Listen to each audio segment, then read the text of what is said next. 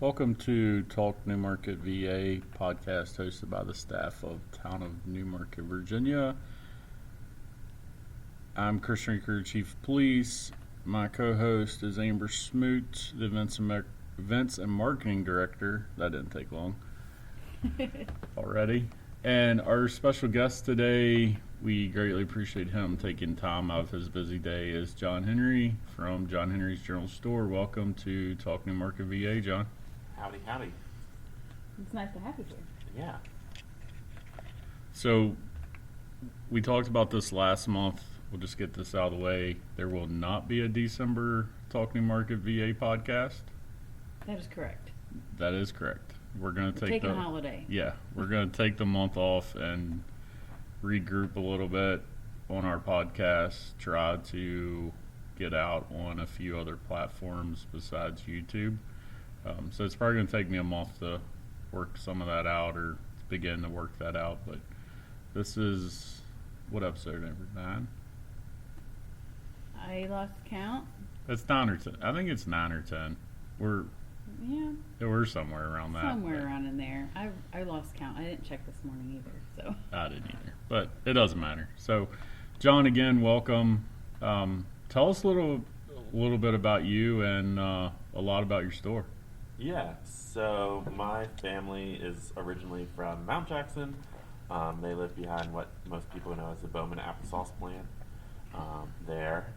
And also known as Hawkinstown, Virginia, right? Yeah, that's even more obscure. I think nowadays people are always confused where Hawkinstown is and how it can be inside another town's limits. It's a blip. Yeah.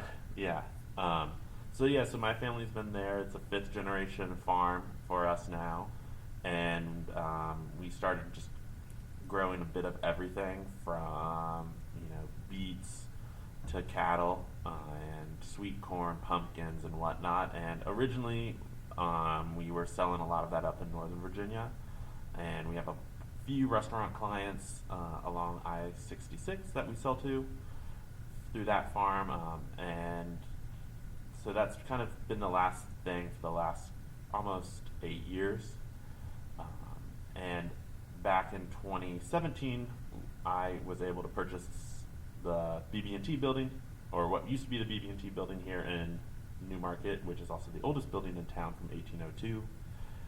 And I guess last night I was actually talking with somebody at the County Chamber of Commerce if we are also in the county's oldest building doing business, if that makes sense. Mm-hmm. She had this took me a minute to understand what she was saying, but that we are the only business doing business in the oldest business building in the county, if that makes sense. There's like things for everything. That's a lot of business in that statement there. Yes. But, wow. That's pretty awesome. That is awesome. Yeah, because the cool thing about our building, the Abbey Hinkle House, is that it was built in 1802, and up until the Civil War, it was a general store. And so we're, again, a general store. So kind of cool to think that... Back to its roots, kind of. Yeah, back to its roots in that regard. So, yeah. That's awesome. I think that building definitely has seen business and seen foot traffic throughout the years, but since you took over, there's been a lot of hubbub going on there between all of your different sales, all your produce that you'll have out back. The pig, what's his name? Wilmer is what some people have called it, and other people call it Patty. Okay, Patty. And then the big rooster. The big rooster doesn't have a name yet. Doesn't have a name? Why not? I just haven't had a naming contest yet. I think that's one thing that I love about like your store and how you engage with your customers is you do things like that. Like that's so simple, right? Like naming of the pig or naming of the rooster. It brings people, to participate in things, and you bring in their thoughts and their feedback, and I think that's pretty fun and different. There's always something different at Jon Henry's. Yeah, I mean, so I guess about me too is that I did go to art school for 8 years, and so I have my MFA, and so creativity is pretty important to me, and so I kind of see a lot of what I'm doing right now as a kind of a cultural art practice of like every day we're creating. And kind of like the train of thought that I come out of art school is thinking about everyone as an artist, because every day we create things regardless of what our profession is, but every day we're making life, making food, making family connections, making memories. So every day we're making, and so I think about that with the store of like every day we're trying to make something new here. That's very interesting, and I actually see that. Like Yeah. when you're looking at his post, you see that, and then you understand where you're coming from. That's really cool. So, if you don't know, Jon Henry's General Store is located at the intersection of Route 11 and 211 West in the old BB&T Bank building, which it was a bank building for as long as I remember until it closed, and then Jon Henry bought it. And John, I know now you're doing some remodeling inside. Yeah, so we were awarded a VFAITH grant from the Virginia Department of Agriculture, and so we're turning what used to be the bank room where the tellers were, we're turning that into like a cooler room. So it's going to have space for frozen, a dedicated dairy cabinet, a dedicated frozen vegetable cabinet, and a couple other new things. So we're turning what was like a really weird room because of how the tellers and everything were in there, and it actually had a sunken floor that went out to the drive-through. So it was like this really useless room, and we're kind of turning that into like 300 square feet of brand new retail space. It looks. I noticed it last week when I went in. Kate, my oldest daughter, had the Friday was Crazy Sock Day, and so I'm like, easy, we'll just go to Jon Henry's because Jon Henry has No-brainer. Yeah. That is a no-brainer right there. I don't know the right term is crazy sock, but a really unique sock collection, and so we went down there, and of course Karen had to get some, but I noticed that room, you had been working on it, and then I think this week you posted that you moved some coolers in there, so looks nice. Yeah, no, it's super exciting. It's adding a bunch of space, and with how our businesses has pivoted during the apex of the COVID outbreak, we kind of spread cheese, dairy, and meats throughout all of our coolers in the store, and so this addition allows us to have a dedicated space just for dairy, dedicated space for meat and protein, and dedicated space for plant-based foods. So let's talk about your pivoting during the pandemic.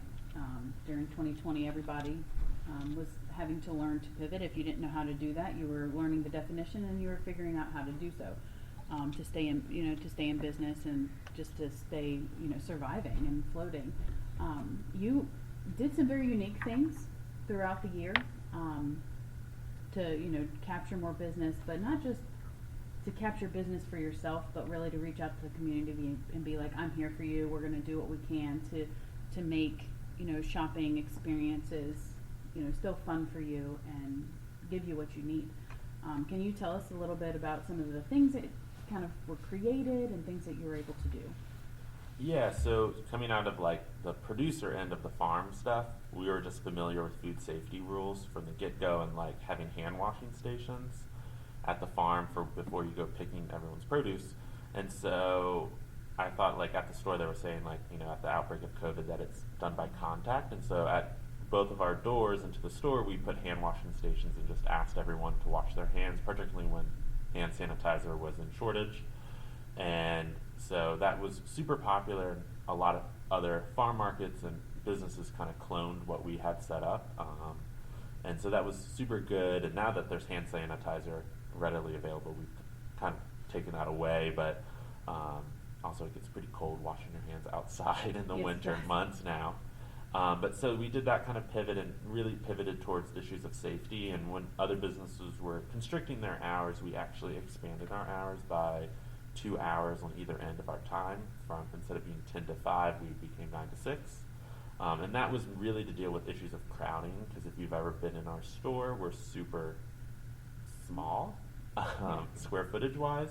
And so the issue of crowding was a concern, and so this way we could have more people through the store. There was less kind of panic buying, and it added just more hours so people could engage with us, and we found that to be really helpful. And Then during the holiday season, again, with issues of crowding, we also added 3 hours on at the end of the day from 6 to 9, where folks could schedule private shopping hours. So they could come in with their families. And this particularly was true with folks who were immunocompromised, where they wanted to come out and do shopping for holidays, but they didn't want to go to a store and be overwhelmed and be around a lot of people, and so it provided a private shopping experience for folks. I mean, who doesn't want all of Jon Henry's store to themselves, just to like meander about, and you don't have to do the puzzles sometimes because it is short on space. It always amazes me how much stuff you have in there. I think you're gonna have to like go up instead of, you can't really go out, you can go up, but it always amazes me when I go in. I always think it's, those little puzzles as kids, and you have like the little one spot and you have to move them around. Sometimes I feel like that, like I'm a human puzzle, but I think it's still so much fun because you're like, okay, I'll go just back this way to let this person come over here and look at, the big good things, and it's very interesting how much stuff you have put in there, and I find it really cool.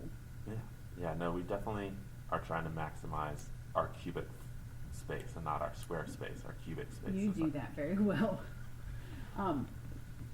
So last year is that when you started the boxes?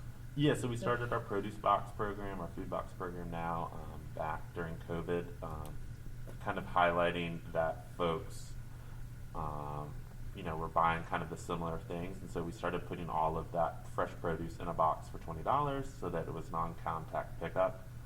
And so that was kind of what we did for about 8 months, and then from there we added on other options because people are like, hey, I really like pulling into your parking lot, getting a box of produce and pulling out, but could you do like a dairy box, because then I don't have to come in and get milk, I don't have to call in and change my order, and then hey, could you also do like a meat box so we can get eggs and burger and whatnot. And so we did that, and then it was also a pantry box. And then this summer we worked with a local farm here in Newmarket, the LaPierre family, to do a flower box. So every week you could get a fresh bouquet of flowers for your table, which was pretty cool. And you do that a lot too, just working with other businesses and kind of bringing them into the fold as well. Yeah, and I think that comes out of starting our family farm, doing wholesale business with restaurants and whatnot, and noticing during COVID, like these folks who had helped start our business, were starting to struggle, and I was like, well, how can we pay them back? So we did a lot of promos of like, hey, if you spend so much at our store, you'll get a gift card to Jackson's Corner Coffee Shop, you'll get a gift card to Southern Kitchen, you'll get a gift card to Red Truck Bakery, Cafe Torino, Claire's at the Depot, or Woodstock Cafe, the Golden Pony in Harrisonburg, so that we were kind of paying it back to the folks who had helped us get started. Small town communities, guys, that's where it's at. It's cool. I often go into Jon Henry's for really whatever I need. When you go in, you can get just about anything you need. We've already mentioned socks, but John knows I'm a huge fan of the Walnut Creek stuff, Amber. I've been on the pizza sauce for the last couple weeks. It is amazing. Not saying that the other kinds of pizza sauce or other sauces he has, but the Walnut Creek stuff is amazing. But just last week, I pretty much got everything I needed for my homemade pizzas right at John's store, at the General Store. And then right now, the selection of apples. Like That's there's amazing. there's apples I've insane. never even heard of in my life, and I'm like, I don't even know where to pick. Like, I like green apples, and the girls like red apples, and There's, like, there's one little from pink ones. there's Arkansas or something. Yeah, Arkansas Blacks. Yeah, I've never even heard of that. Do you all grow some apples at your family farm too, or are they? No, so we grow 0 apples. Okay. But a lot of our restaurant clients, particularly up in the Northern Virginia, always need apples this time of year for making pies and whatnot. And so they were like, hey, can you find us apples? And so we worked to develop relationships with a variety of orchards. And, we're in the Shenandoah Valley, which is like orchard country. Yes. now, so we just know all the orchards, and it's kind of cool because some orchards, like Woodbine up in Strasburg, they have some heirloom trees that they just never pushed out. Um, there's there's like Turkey Knob, which is planting test crops of trees to see like, hey, is this a viable tree to take on a whole scale level to supply like major chain grocers? So between like folks who have some heirloom trees and people planting test plots, we're able to like curate an array of apples from like 7 different orchards. Nice. So that's kind of cool. And people are like, how do you have more apples in the orchard? I'm like, that's because we go to all the orchards to supply our shelves instead of just, having 4 or 5 varieties. And also because we have cooler space, we can hold them as picking season, because people don't realize that like apples, come in at certain weeks. They think, oh, it's fall, all the apples have to be ready. And it's like, no, you don't pick pink ladies until like, the first, second week of November. They don't come in September. So we're able to kind of hold apples and have them kind of all fall. Has that been a learning curve for you too? I mean, I know your dad and your uncle have been in the farming business, and I feel like as a kid, my mom bought produce from your uncle. But has the learning curve with that? Has there been a learning curve for you with that? Oh yeah, I mean, definitely a learning curve, and I'm like always learning. And the folks up at Woodbine and Strasburg have been super educational. I actually know their son. We went to college together, which is super weird. We were neighbors when I was at JMU, and that's how like we became friends. I was like, oh, and then it just like kind of clicked better on building out that business relationship. Small town again, Yeah. But yeah, so it's been cool because also like, if you show interest and you're talking with another farmer, they're more than willing to like gab to you about like the intricacies of orchards and tree varieties, the intricacies of like corn varieties. A lot of people think there's like white, yellow, or bicolor corn, and it's like actually no, there's like over 75 different varieties. Oh wow! So it's like, pretty fun to like start gabbing. And one thing I wish I was better at, because this is another thing that I don't grow, is watermelons. And I have a friend, Isaac Hurst, who grows watermelons down in Montezuma, Virginia. And I mean, he can like gab you off about watermelons, and he can identify them based upon the stripes of the skin, and be like, oh, that one's yellow, that one's orange. And I'm like, oh, I would not feel comfortable Telling people that like and he's like, oh yeah, you can tell in the field what ones are yellow, what ones are orange, what ones are red. And I'm like, that's nice. I don't know. People's passion can be very unique, and it's very interesting to hear people start discussing and allowing them that platform to discuss their passions. Yeah. And what you can be educated on is always very interesting. I also enjoy your Facebook lives with your dad. I really enjoy those because it's a lot of education about. This weekend was the greens, talking about the different, which I like greens, and just to hear him talk about that and how he may prepare it, or I think one thing this weekend he was talking about the turnips and mixing them with his potatoes, which I don't know if I've ever ate a cooked turnip. Maybe I have. I like them raw, but that was just I found it very neat and educational for your Facebook Live videos. Yeah, I think Dad steals some of his cooking ideas too from some of our restaurant clients too, Yeah. and then passes it off as his own, Hey, Yeah. we wouldn't know that. Yeah.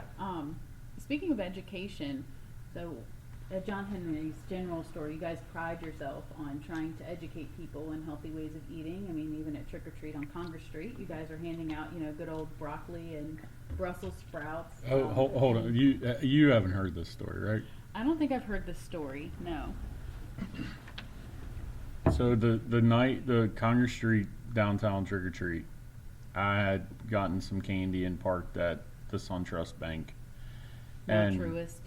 Yeah, sorry, Truist. Okay. In the parking lot, and I'm just giving some candy out, and here comes this young child in a costume carrying this. I don't even know what the right term is, John. You have to help me, but like a stick of stock of Brussels sprouts. And I'm like, where did you get these Brussels sprouts? And she's like, from the store down there. And I'm like, Jon Henry's? And the mom was like, yeah. He said trick or treat. And if you said trick, I think, right, John? Yeah. That you got Brussels sprouts. Well, then, like, I don't know, half an hour later, here comes another family, and they have cauliflower, a head of cauliflower. So I'm like, are y'all going to eat these? And some of the kids on the Brussels sprouts was like, no way. And I'm like, well, I'm willing to make a trade. I'll trade you some candy for your Brussels sprouts. And the one little girl was like, no, I'm not going to do it. Well, here a little bit later, I ended up trading for some Brussels sprouts. And then I ended up trading for cauliflower. And Officer Collins and myself and another local resident, we ate like half of it while we're passing out candy. It was amazing. It was so neat. And that's the things that you do that those people won't forget and will come back and get fresh fruit or fresh vegetables. That was neat. So yeah, we ended up giving, I didn't think it was going to be that super popular, and we ended up giving out all of our Brussels sprouts that night and then all of our broccoli and cauliflower. And it was funny, the next day people are like, hey, we made those were really good, do you have any more? And I was like, we gave it all away the night before, but like, hold on a couple days and we'll be able to harvest more. did that produce come from your farm, or The cauliflower and Brussels sprouts and the broccoli did not come from ours. That came from my friend Maynard. nice. Yeah, I don't like growing broccoli. I struggle at that. We did Romanesco, which is hopefully going to be coming on in another week. For some reason, Romanesco is super slow. And then Dad doesn't like growing Brussels sprouts because it's like impossible to get them to not fall over. Well, these stalks were like, Pretty hardy. yeah, real hardy. Yeah. I saw some kids walking around. They'd have like a head of broccoli or cauliflower, and I just kind of chuckled to myself, but I thought it was really cool. Because why not? I mean, that's what you guys promote. You know, is healthier eating, and eat your vegetables and your fruit and things of that nature, and using local farms and stuff. So why not? I think it's perfect. But what other things do you guys do educational wise? I know there for a while you had some kind of you work with lots of different organizations, entities, and trying to reach out, like cooking classes and things like that. Yeah, so COVID kind of changed some things where, people stopped eating out as much as they had been, and still now people are not eating out as much because of availability and staff shortages and price increases, so people are cooking more at home. And, I think after 2 months of people being on lockdown during COVID, they were like, okay, I've maxed out all of my cooking skills. And so we partnered with the state organization called Eat Smart, Move More, and started teaching monthly cooking classes based upon our availability of what's in season. So it's a seasonal based cooking program in partnership, I think they're in partnership with Virginia Tech. So we don't teach them in person right now because of COVID. Mm-hmm. They're all online classes hosted on YouTube, and Molly is our teacher, and she comes over, gets the supplies, and then goes back to her teaching kitchen and makes videos. And I think this month the class that we have online is how to make pumpkin soup or pumpkin curry, which is actually really good. I never thought you could curry a pumpkin, and you need to do that because it's good. Oh, I would. My husband hates curry, can't stand it. But sorry, if you ever listen to this, it's happening in our house. Does anybody want to keep him for a while the house smells like curry? Because it's probably going to happen. And I'm a huge pumpkin fan. Chris and I. Oh, we had this talk yesterday. We made pumpkin spice Rice Krispies. Ooh. And so he has effectively told me that I have ruined a Rice Krispie. How do you do that? But I thought they were amazing. But that's okay. That's all that matters. Difference of opinion. Yes, it's okay. As long as you enjoyed them, and I can be selfish and believe that you ruined a good Rice Krispie treat by putting pumpkin. But I'll have to try this pumpkin soup, this pumpkin curry soup. That sounds amazing. Yeah, no, it was a really good, and it's actually super easy to make, which is pretty fun. Because I think we grow over 52 types of pumpkins at our farm, and I don't think people realize that there's more than 3 types of pumpkins. There's a little white and orange, and it's like, oh Yeah. no, that's just the iceberg of pumpkin. And some are better for cooking, some are not as good for cooking. They're all edible, but yeah, so it's been fun to teach folks that kind of thing. We talked about your apple variety, but the pumpkin variety was gnarly. Like, that was a lot of pumpkins and a lot of different pumpkins. And then the day that you said fill your car up for what, the Like $20, $20. Yeah. something like that. Oh my. we had a group text between the police department. We're like, hey, keep an eye on Jon Henry's to make sure we don't need to help out some way, because at sometimes you couldn't get another car in there.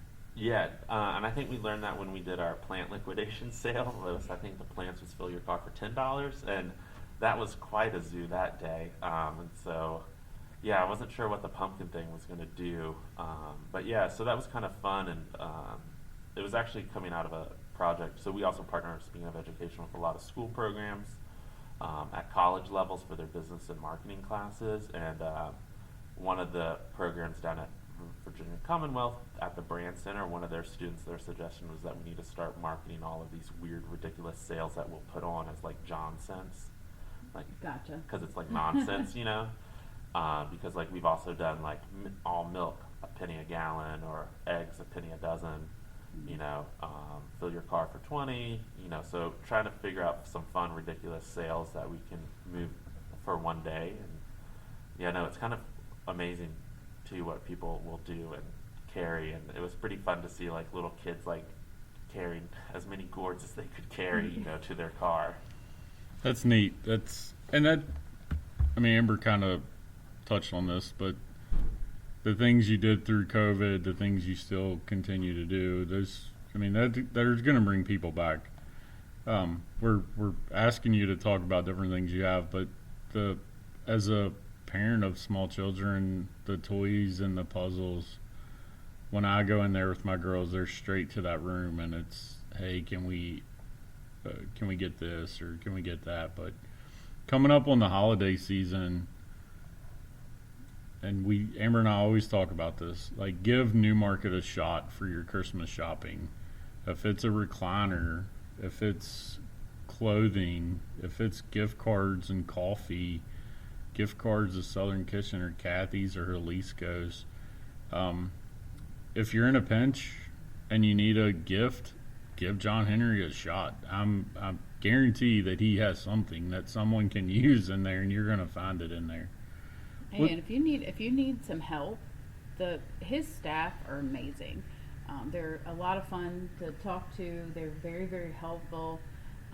Sometimes when I go in there, I'll have, say, I bought pasta one day. It was this marshmallow, oh goodness, mushroom like pasta. And Christina, she's like, oh, do you know what I've done with this? I mixed this sauce and this, and it was amazing. Well, guess who ends up not just getting noodles? It was me. And it was amazing. So every time I go in there, I always pick on her and say, just don't talk to me. Don't tell me what you made, because it's going to happen. But they are very helpful. So if you don't know what you want, Jon and them are great about gift baskets and putting things together, you're going to score. You'll score big for there. sure. I think at the holidays, I was meeting with one of our advertising reps, and I think at the holidays we're going to have a marketing campaign that says, if we don't have it, you don't need it. You know. Yeah, I think that's pretty safe to say. I would. Was it last Valentine's Day that you did the card thing with Christy at the Buttercup? That was my time. Who could sell the most cards or something? Oh yeah, her and I had a shopping contest in town to see who could sell the most Valentine's Day cards. Yeah, and it so put me on a guilt trip that I ended up going. I bought some from Christy, and I ended up going and buying some from Jon. Yeah, and the loser had to buy the other person a chicken dinner from Southern Kitchen. Yep, that was it. Yeah. That's a great prize. Yeah, so that was pretty fun. But yeah, no, I mean, the staff we have is pretty great, and you know, you hear at like other businesses, like you have rewards programs and like Reds and Gold Stars, and thankfully everyone on staff right now is coffee drinkers, so instead of doing Gold Stars, we do espresso shots from Jackson's, like for your reward. So I think that keeps everyone pretty Yeah. pepped throughout their work day. Like, oh, good job, you get an espresso shot. Yeah, and that local, keeping it local. Yeah. So, we know that you work well with the other businesses in town. You're always, you come to merchants committee meetings and, give input on other things that we can be doing for downtown, but you're always looking at growing your business, growing your knowledge, as you talked about earlier, just educating yourself. John was a part of our Shinko Rev Up class, so over the past several years, several entities for Shenandoah County have come together to provide a Rev Up class, which changes every year, and what classes we have available, but it allows businesses to participate in these classes, and usually there's some type of grant that is involved. They do have to do work. They have to come to a class weekly and learn, and usually it's just different information from your back end business stuff for accounting, and sometimes accounting, if you're not a numbers person, sometimes accounting classes can be a little overwhelming, but that's me talking. So, but they put a lot of time and effort, and John was there this year. Yeah. And came to the classes and were you there for pitch night? I was there unable for to everything. Yep. Yeah. So, thank you for participating. Yeah. I think this is the first new market business that has completed the whole program and won. Yeah. Yeah, no, I mean, grant monies. Yeah, so I didn't go to college for business, and I never took those classes in school, so I definitely always have an imposter syndrome to myself about, like, running business and all of that. So when I saw this opportunity to get, like, 8 weeks of class for free, I was like, oh, I can learn everything that I probably should know about running a business, from particularly on the back end of, I think, the accounting, the legalese stuff, the cash flow projections, and then like business structure, legal stuff. That was all like super, super helpful information to take on. That was just like, I was like, that just really clicked in and provided a lot of background on things. I was like, I have no idea what even this might mean, and like copyright laws and copyright infringement, and I was like, oh, we could actually commit that, and it's cool to learn that that's not the case. Yeah, it brings a lot of information to the table, not just for new businesses, but even if you have a business, and say you've been a business owner for 10, 15 years, things always change, and there are always things that you don't know. Some people just dive right in and are like, this is what I'm doing, this is the business that I'm going to have, and it's always good to keep that mind open to be educated and learn new things. And that's what we try to do with Shinko, Rev Up Shinko, and the people that help with that is the town of Newmarket. I'm on the board or on the committee for that. Shenandoah County Chamber of Commerce, Shenandoah County Economic Development.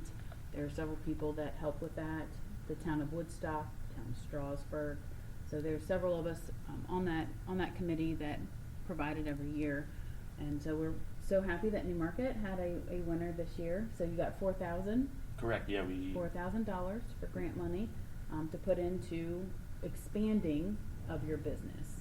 Yeah, so we recently purchased the former Thias Chapel next to us, and we're gonna be doing some expansion work into that building, probably in the new year after the holidays. A lot of busy stuff going on. Yeah, and just with COVID shortages, trying to keep everything price competitive, and figuring out in the new year a major renovation and overhaul of that structure. So the funding will be much appreciated as we work to add another 2,000 square feet of public space to town. That's great. And repurposing that building is huge for our downtown, and not just downtown, but for Newmarket. So, Amber, let's switch gears here a little bit, and we're like 2 weeks away from Turkey Day. Woo, yeah. And I'm not then ready for that. you're not ready. Like I'm you not don't have ready like that. you don't have a Mentally, meal I'm not. plan, or The meal plan is always kind of the same, but you know how like family life kind of changes. Your children get older. you know, nieces, nephews, they have children, they want to stay home and do things. So it's going to be a little different. Typically, my household, we usually have like 20 to 25 people show up at my house, and I usually cook a huge meal. This year, it might be a little bit different. So Yeah, that's okay though. that is okay. You know, life is changing. Somebody told me just the other day the one thing that is consistent is change. Yeah. So, So with that being said, and you and I know this, that the public works guys have already started at the park with putting up Christmas lights. yes. So around the first, I think the right after Thanksgiving, they will be lit, and you'll be able to go into the park and see what we had last year, but we've also added a bunch more. Looking forward to that. And then you know the schedule better than I do, so you want to talk about this season and other things you may have going on? Yeah, so before we get to December, just real quick, I don't know, we probably won't get this out by tomorrow, but tomorrow we are closed for Veterans Day. The Public Works guys, they were putting up the veterans flags today, so they will be up, and they'll be up for a few weeks. And then we have Small Business Saturday, which is always the Saturday after Thanksgiving. So come downtown, shop local, with Jon Henry, the Home Store, Jackson's Corner Cafe, the Buttercup, you know, Valley Sports Connections, all of them. Come show them some love for shop local. Yeah, I think Carla at the Home Store got something from American Express to give out that day.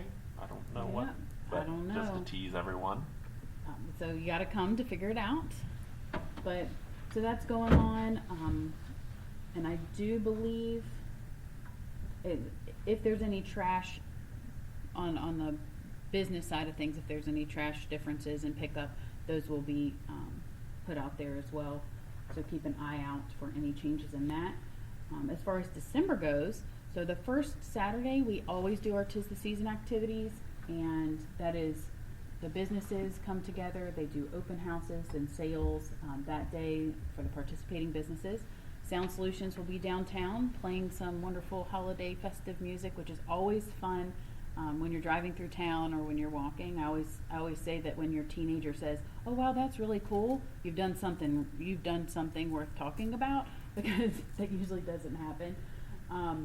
Most people really enjoy Christmas music. Yeah, it's fun, and then with the lights on the poles, it's great. Most people really enjoy Christmas music. It's just the good spirit. It makes you happy. We'll be doing the Shop Local Passport game again to get a local ornament. So you can win that. All that information will be on our Facebook and our page and our website.